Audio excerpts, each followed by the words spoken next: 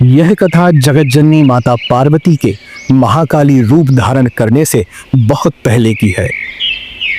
रंभ नामक एक असुर ब्रह्मा जी का परम भक्त था। वह ब्रह्मा जी की तपस्या में लीन था। तभी इंद्रदेव ने छल पूर्वक उसकी हत्या कर दी। वह पुनः जन्म लेकर फिर से ब्रह्मा जी की तपस्या में लीन हो गया। ब्रह्मा जी उसकी तपस्या से प्रसन्न होकर प्रकट हुए और बोले, पुत्र, मैं तुम्हारी तपस्या से अति प्रसन्न हूँ, जो चाहो वर मांग लो।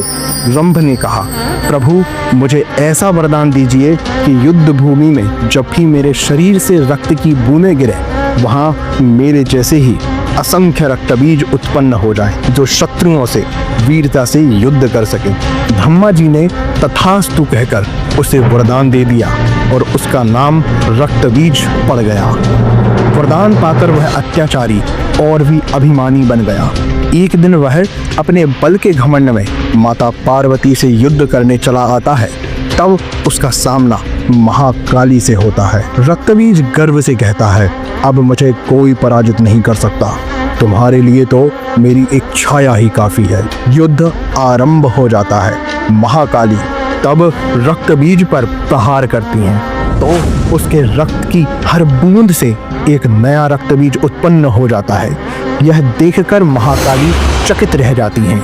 रक्तबीज कहता है, जब तक मेरे शरीर में एक भी रक्त की बूंद शेष है, मुझे कोई नहीं मार सकता।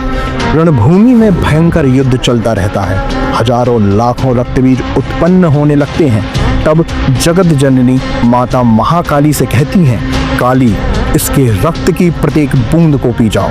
यह सुनते ही महाकाली के क्रोध की ज्वाला भड़क उठती है।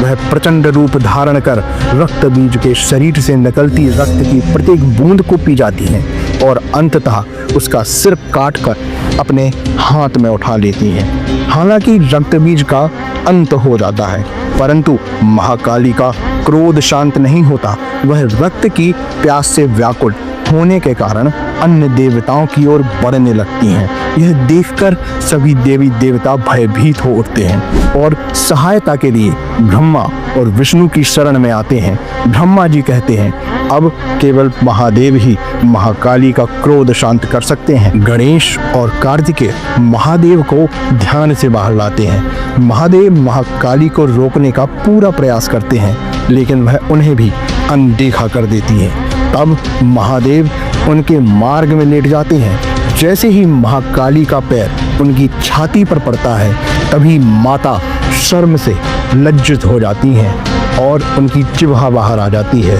और उनका क्रोध भी शांत हो जाता है। तब माता शिव शंभु से बोलती हैं, प्रभु, मुझे क्षमा करें, यह मुझसे बहुत बड़ी भूल हो गई। तब देवी शांत हो जाती हैं और समस्त देवी देवता जय महाकाली, जय जगतजननी का उद्घोष करते हैं। दोस्तों, आज की यह कथा आपको कैसी लगी हमें कमेंट सेक्शन में अवश्य बताएं और जुड़े रहें माँ काली जन कल्याण सेवा समिति के YouTube चैनल से। जय माई की।